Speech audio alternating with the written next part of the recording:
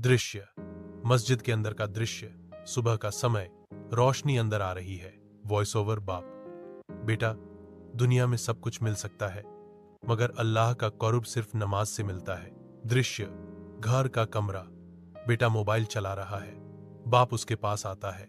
बाप धीरे से: अगर आज मोबाइल छोड़ा और अल्लाह के सामने खड़े हुए तो कल जिंदगी के हर इम्तिहान में कामयाबी मिलेगी। बेटा न आज़र उठकर सोचता है, थोड़ा शर्मिंदा होता है। स्थान, मस्जिद का दृश्य। बाप और बेटा साथ मिलकर नमाज अदा कर रहे हैं। वॉइस ओवर बेटा: मुझे समझ आ गया अब्बू, जो सुकून यहाँ आए वो कहीं और नहीं। सेटिंग, रात का वक्त। बेटा कोहरान पढ़ रहा है। बाप मुस्कुराता है। वॉइस ओवर नैरेटर: एक बाप की एक नसीहत बच्चे की जिंदगी बदल सकती है। स्क्रीन फीका पड़ जाता है। नमाज रूह का सुकून है, अपने बच्चों को इससे रोशन करें। सूरह ताहा 132।